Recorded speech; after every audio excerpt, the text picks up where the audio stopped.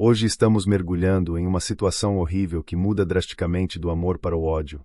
Nossa narrativa começa em uma noite aparentemente normal de 1º de dezembro de 2010, mas para o sargento Nathan Payette seria uma noite que mudaria tudo. O dedicado militar Nathan, da base aérea de Nellis, em Nevada, viu-se correndo contra o tempo. Conhecido por sua pontualidade, o fato de o despertador não o acordar era um tanto incomum. Muito mais tarde do que o esperado, às 23 horas, ele acordou e sentiu um sobressalto ao perceber que estava atrasado para o trabalho. Nathan acordou apressadamente Michelle, sua esposa, sem perder tempo. A casa estava em silêncio enquanto ele corria para tomar banho. Ele deixou sua família nervosa às pressas e foi para a garagem. A noite foi silenciosa, interrompida apenas por seus movimentos enquanto ele se preparava para vestir o uniforme e ligar o carro. Mas uma sucessão de tiros rompeu o silêncio pouco antes de ele poder partir. Alguns segundos depois, a anarquia estourou. Atraídos pelo barulho, a esposa e os filhos de Nathan chegaram correndo. O que eles descobriram foi uma visão horrível. Nathan estava cambaleando na varanda, com o corpo sangrando muito. Ele obviamente estava prestes a cair. O terror paralisou Michelle. Com a mente acelerada de ansiedade, ela correu em direção ao seu esposo. Nathan caiu no chão antes que ela pudesse alcançá-lo. O relógio marcava cerca de 23h30 quando a chamada de pânico para o 911 chegou. Meu marido tomou uma chance. Ele está gaseando. Por favor, ajude-o. Michelle gritou ao telefone. Treinado para crises semelhantes, o despachante a apressou na aplicação dos primeiros socorros. Michelle trabalhou arduamente para aplicar a RCP em Nathan, mas seus esforços tiveram pouco efeito. Os paramédicos que chegaram rapidamente enviaram Nathan para o hospital mais próximo. Os ferimentos eram muito graves, mesmo com a maior intenção da equipe médica de salvá-lo. A vida de Nathan terminou aos 28 anos devido a um ferimento fatal no pescoço. A notícia da morte de Nathan abalou sua vizinhança. Ele não era mais qualquer homem. Ele era um militar heróico e um homem de família perfeito. Seu assassinato gerou protestos públicos diretamente na varanda de sua casa em Las Vegas. As pessoas queriam respostas. Quem poderia cometer um ato tão horrível? Que impulsos poderiam explicar essa crueldade? A equidade foi feita. Essas questões surgiram à medida que a comunidade lidava com a morte de um dos seus. Nascido na vila de Guam em 12 de fevereiro de 1982, Nathan Joseph Villagomis Payette viveu uma vida bela e trágica. Não sendo um estado, Guam é um território dos Estados Unidos com importância militar vital, conhecido pelas suas paisagens deslumbrantes. Nathan foi o terceiro de 5 irmãos que cresceu em um ambiente tão paradisíaco, porém desafiador. Com seus 3 irmãos, Matthew, Anthony e Eric, e sua irmã, Carmela, há muitos laços estreitos em sua família. Nathan foi notável desde cedo por sua diligência e simpatia.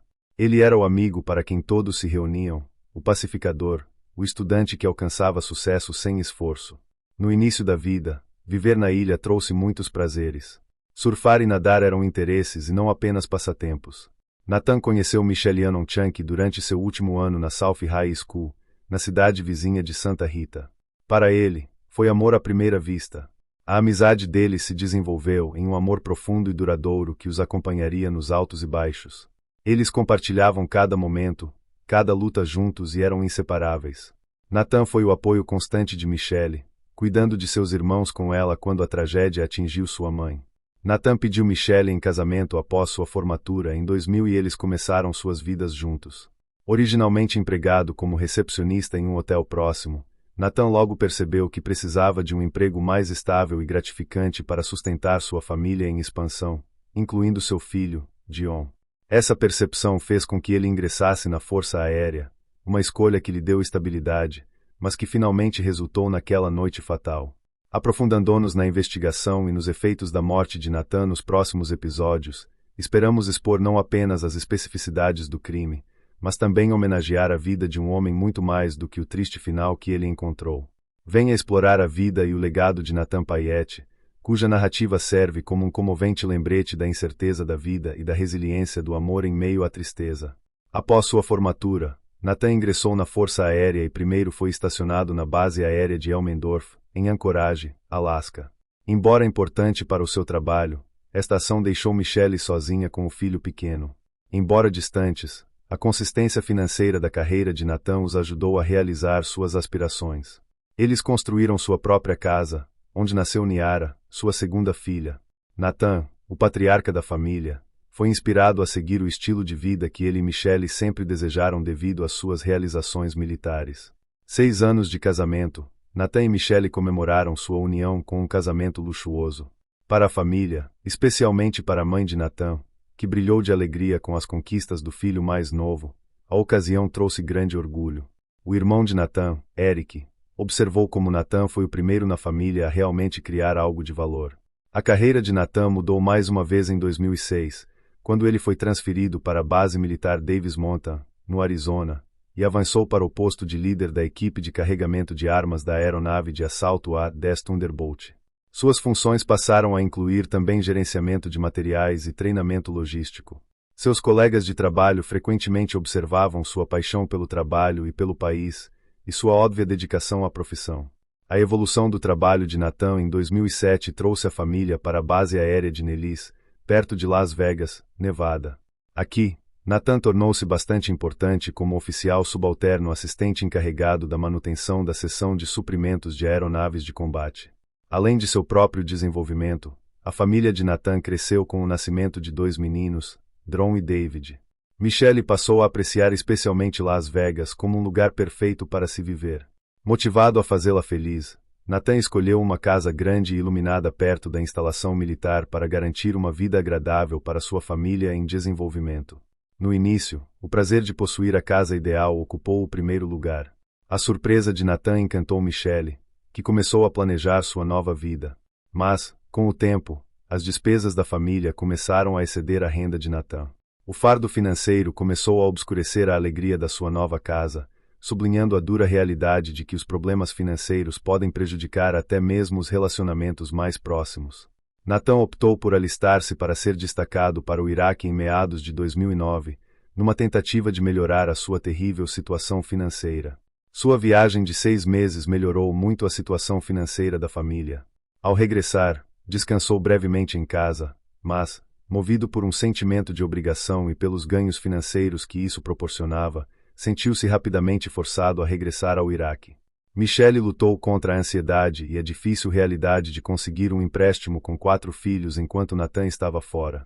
Suas preocupações em manter a qualidade de vida sem a renda de Nathan a levaram a trabalhar para uma empresa corporativa de telemarketing de cartão de crédito, onde conheceu novas pessoas e começou a imaginar um momento em que administraria sua própria empresa. Michelle também se matriculou em uma escola de estética para atingir seus objetivos. Mas o relacionamento deles sofreu com a lacuna mental e física gerada pelas implantações de Nathan. Antes de continuarmos com essa história intrigante, quero te pedir uma coisa importante. Se você está gostando do conteúdo, inscreva-se no canal e deixe seu like. Isso nos ajuda a trazer mais casos como este e a alcançar mais pessoas apaixonadas por histórias reais. Agora, vamos voltar ao caso. Longos períodos de separação e viagens frequentes ajudaram a amenizar o vínculo antes caloroso entre Nathan e Michelle. Michelle, ansiando por amor e atenção, começou um caso com Michael Rudolph Rodrigues, um lindo gerente local com um histórico duvidoso em sua ausência. Como esposa de um militar, a ligação de Michelle com Michael, a quem ela chamava de Sweet Rudy, tornou-se seu refúgio secreto da solidão e das exigências de sua vida. Quando Nathan voltou para casa no final de 2009, parecia que a distância e os desafios haviam fortalecido inesperadamente seu amor. A aparência e a atitude melhoradas de Michelle intrigaram Nathan. Sem saber do caso dela, ele explicou esses acontecimentos como resultado do desenvolvimento pessoal e do compromisso familiar dela.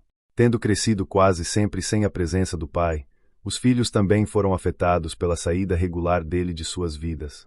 Ignorando a verdadeira causa da metamorfose de Michelle, Nathan decidiu não abandonar sua família por longos períodos de tempo. A atuação de Michelle começou a desmoronar quando Nathan descobriu métodos de ganhar dinheiro extra por meio do trabalho noturno e de aulas particulares de beisebol para jovens atletas. O comportamento de Michelle mudou drasticamente quando o nível de vida da família começou a cair mais uma vez, expondo a frágil base sobre a qual a sua felicidade recente tinha sido construída.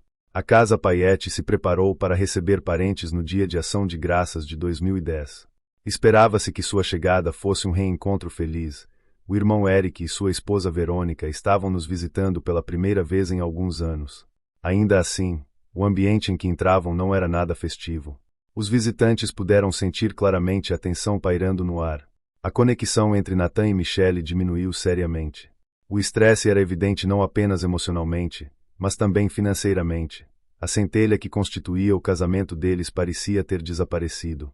Desde uma despensa e geladeira quase vazias até as interações forçadas do casal, os sinais eram evidentes. Uma semana após esse tenso dia de ação de graças, Michelle teve uma conversa reveladora com Michael Rodrigues no final de 1º de dezembro de 2010. Ela recebeu um bilhete dele verificando seu bem-estar e falando sobre alguns problemas de trabalho por volta das 23h12. Embora aparentemente benignas, as cartas sugeriam laços mais profundos e preparativos constantes. A resposta de Michelle de que Nathan acabará de acordá-la e estava indo para o trabalho sugeria uma atitude descontraída que escondia a seriedade do que estava acontecendo nos bastidores. A infelicidade de Michelle havia se aprofundado nos meses anteriores a esta noite. Ela se sentia igualmente apática com a ideia de deixar Nathan, mas não queria ficar com ele. O divórcio fez com que a pessoa se preocupasse em perder o estilo de vida ao qual estava acostumada e com a insegurança financeira. Infelizmente, ela também sabia das vantagens que o seguro militar de Nathan proporcionaria caso sua morte fosse repentina. Desagradáveis $6.500 que começaram a semear ideias negativas em sua cabeça. Quando ela contou a Michael sobre essas ideias, que o intrigaram o suficiente para ajudar no desenvolvimento de uma estratégia, elas evoluíram para uma conspiração sinistra. Eles entenderam que não poderiam executar tal plano sozinhos. Eles atraíram Corey Alexis Hawkins, um criminoso conhecido com um passado de roubo e fraude, que concordou em participar por um grande pagamento de $20.000. O esquema ficou mais ambicioso e logo eles incluíram a namorada de Corey, Jessica Austin, e seu amigo Shannon, do ramo de vídeos adultos, que prometeu uma parte dos ganhos. O grupo desenvolveu uma estratégia horrível. Nathan seria baleado em seu Chevrolet Tahoe e no carro. Seu corpo seria abandonado no estacionamento de um complexo de apartamentos. O trabalho de Jessica era comprar o equipamento criminal necessário. Luvas masculinas, capa para carro e perfume para mascarar quaisquer odores. O trabalho de Shannon era oferecer a Michael um álibi, caso fosse necessário. Sentindo-se mal, Michelle se desviou de sua rotina habitual no dia do assassinato e chegou em casa mais cedo, por volta das 17h30. Quando ela chegou, Nathan estava dormindo no sofá. Ela o acordou, propondo que subissem para relaxar juntos, marcando assim seu último momento de silêncio antes da turbulência que se aproximava. Com frieza deliberada, Michelle enviava secretamente mensagens codificadas para Michael, que estava estacionado perto de sua casa em um Cadillac SRX preto. Nathan estava se preparando para sair para o trabalho, por isso foi pego de surpresa. Conhecendo a ameaça que as habilidades militares de Nathan representavam, Michael atirou 5 vezes nas costas dele. Saindo rapidamente do local, os assassinos foram para um local previamente combinado para jogar fora suas roupas e se livrar de outras provas contundentes.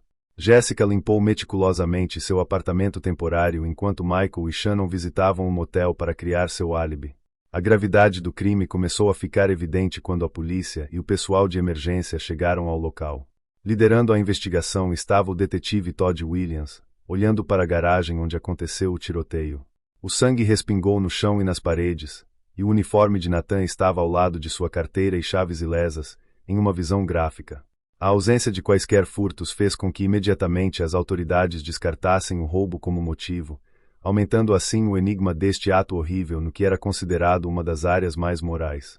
A verdade abalaria a sociedade até o seu âmago, portanto, a investigação estava apenas começando. Depois de examinar minuciosamente a cena do crime, a detetive Lori Anderson concentrou-se em interrogar Michelle Payette, a esposa da vítima. Seu primeiro relato dos acontecimentos parecia bastante simples, mas o detetive notou um acréscimo interessante em relação às dificuldades financeiras. Essa revelação fez a polícia pensar em outros possíveis problemas que Nathan poderia estar escondendo, talvez um problema de jogo, dívidas não pagas ou até mesmo um caso de adultério. Qualquer um deles talvez pudesse ajudar a explicar as motivações do ataque, especialmente tendo em conta que todos os dados mostravam que Nathan tinha sido um alvo específico. Os policiais então examinaram o celular de Nathan, que incluía apenas fotos de sua esposa e filhos. Isso simplesmente reforçou a impressão que tinham de Nathan como um homem de família amoroso, distorcendo tanto a história que ele poderia estar envolvido em qualquer atividade secreta capaz de causar seu assassinato. Os detetives decidiram varrer a área em sua busca contínua pela verdade. De modo geral, existe alguém que viu ou ouviu algo relevante. Isso não foi exceção estatisticamente. Dirigidos por um homem com capuz marrom, vários vizinhos alegaram ter visto um carro suspeito estacionado perto da casa de Payette na hora do assassinato. A primeira grande pista que os detetives tiveram veio deste carro, que foi visto fugindo logo após os tiros. A família de Nathan Diguan, chefiada por sua mãe de coração partido, Carmelita Payette, veio para Nevada enquanto a investigação avançava. Muito triste, Carmelita lutou para compreender a morte prematura do filho. A reação de Michelle ao ver a sogra cair em seus braços e depois desmaiar pareceu dramática para Carmelita, que pensou que poderia ter sido encenada. Reunindo os relatos e a conduta suspeita, os detetives começaram a investigar Michelle mais uma vez. Notavelmente, ela disse na entrevista que Michael Rodrigues, seu colega, dirigia um carro igual ao que os vizinhos viram na noite do assassinato. Essa informação começou a mudar a pesquisa, uma vez que involuntariamente conectou Michael diretamente aos acontecimentos daquela noite. Investigando mais a fundo, os policiais descobriram a ficha criminal de Michael Rodrigues, o que aumentou ainda mais suas dúvidas. Eles o trouxeram sob investigação. Michael disse que estava fazendo compras por volta das 9 horas da noite do assassinato de Nathan. Mais tarde, fui para um motel depois de uma longa conversa com uma mulher chamada Shannon. Os detetives ligaram para Shannon para corroborar seu álibi e o encontro amoroso. Ainda assim, algo em sua história não se enquadrava nas descobertas dos detetives. Depois de examinar o telefone de Michelle, eles encontraram evidências de uma correspondência de um ano entre ela e Michael. Os textos enviados no dia do assassinato incluíam um contrato com alguém chamado Van de JK, mas o texto empregado era vago, mais parecido com uma mensagem codificada do que com uma negociação comercial. O envolvimento de Michael e Michelle tornou-se cada vez mais certo, mas a polícia tinha provas suficientes para manter Michael sob custódia, por isso ele foi liberto sob mais investigação. Depois de olhar o telefone de Michelle, a polícia a levou para mais uma rodada de interrogatório. Visivelmente desconfortável e percebendo que os pesquisadores sabiam muito mais do que ela pensava, Michelle falou abertamente sobre seu caso com Michael. Ela finalmente concordou que eles haviam tramado um esquema para matar Nathan, a fim de receber o produto do seguro de vida meses antes de sua morte. Michelle disse que adivinhou, tentou minar o esquema desligando o despertador de Nathan e esperava que sua amiga perdesse a chance de executar o esquema. Suas desculpas, entretanto, foram prejudicadas pelo emoji sedutor que ela enviou a Michael após a morte de Nathan, apagando assim sua credibilidade. Shannon logo depois começou a trabalhar para a polícia, talvez entendendo sua situação vulnerável. Ela disse que foi pressionada a oferecer um álibi e primeiro disse que estavam dando uma lição a um traficante de drogas. A chegada de Shannon ao hotel coincidiu mais com o período após o assassinato, verificado por imagens de CCTV como sendo posterior ao que Michael havia afirmado. Suas informações trouxeram policiais até Corey e Jessica. Apesar das negações de Corey, a teia de mentiras e conspirações estava desmoronando, apontando cada vez mais para uma morte deliberada e cruel de Nathan Payette. Após o assassinato do sargento Nathan Payette, sua família e amigos se reuniram em 7 de dezembro de 2010, na capela da base Nellis, para prestar homenagem à sua memória no frio. Entre aqueles que conheciam o passado tempestuoso do casal, a decisão de Michelle de faltar à cerimônia memorial suscitou dúvidas. Muitos dos amigos de Nathan no serviço militar falaram de sua tenacidade e compromisso com o serviço militar, pintando a imagem de um cara que não era apenas um companheiro de armas fiel, mas também modesto e decente. O comandante de seu esquadrão destacou as conquistas que Nathan havia feito por seu país e sua família. O irmão de Nathan, Eric, disse durante o elogio: "Meu irmão sempre foi um exemplo para mim e para o resto da minha família. Tudo o que Nathan fez, ele realmente amava a vida, estava comprometido com sua esposa e filhos. Ele fez isso pelos amigos, pelo amor e por seu país natal." À medida que os participantes analisavam a profundidade do caráter de Nathan e sua morte repentina, o peso emocional da perda era óbvio. Os restos mortais de Nathan foram enviados para Guam em 9 de dezembro. Em 15 de dezembro, a Igreja de São Francisco em Tammany realizou uma missa de réquiem. Honras militares marcaram seu enterro em PY cemitério da cidade, onde o funeral incluiu uma saudação de 21 tiros refletindo sua corajosa partida, e uma procissão de 36 motocicletas. Após a investigação do assassinato de Nathan, Michael Rodrigues, Corey Hawkins, Jessica Austin e Michelle Payette foram presos em 8 de dezembro de 2010. No dia seguinte, preocupada com o estado mental de Michelle, a polícia a observou para impedir qualquer possível automutilação. Entre outras acusações, os 4 cúmplices foram acusados no Tribunal Distrital do Condado de Clark em 4 de janeiro de 2011 por conspiração para cometer homicídio e homicídio com arma de fogo.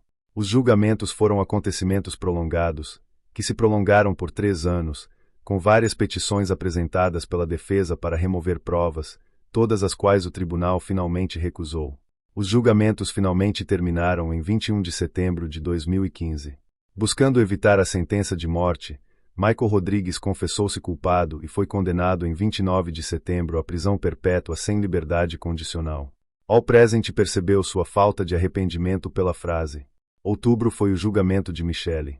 Embora ela insistisse que havia mudado de ideia sobre sua participação no esquema, os dados esmagadores e suas próprias confissões anteriores pintaram outra imagem.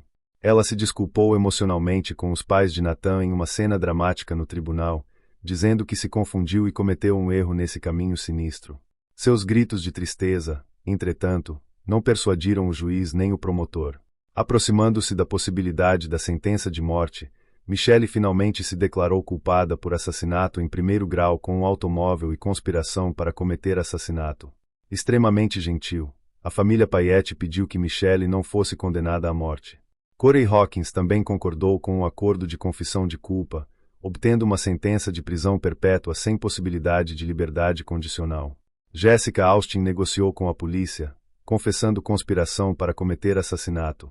Durante sua última sentença, em março de 2016, Michelle pediu perdão à família de Nathan mais uma vez e mencionou um estado mental instável como motivação para seu comportamento. Embora ela tenha apontado claramente o dano permanente que Michelle causou aos seus próprios filhos e à família maior, Carmelita Payette, que personificava o perdão e a compaixão, mostrou bondade a Michelle. Eric Payette expressou esperança num futuro livre da sombra desta tragédia que definiu a sua vida à medida que os processos judiciais chegavam ao fim. Ao contrário da atitude indulgente do marido, Verônica Payette manifestou o seu desprezo por Michelle, destacando assim a traição e os seus efeitos na família. Com camadas de amor, tristeza e traição, esta triste história afeta não apenas as pessoas pessoalmente envolvidas, mas também a comunidade e aqueles que aprendem sobre ela. Chegamos ao fim dessa história cheia de mistérios e reviravoltas. Se você gostou, não se esqueça de se inscrever no canal, deixar o seu like e compartilhar com quem também ama histórias reais. Sua participação é essencial para continuarmos trazendo mais casos impactantes. Até o próximo vídeo.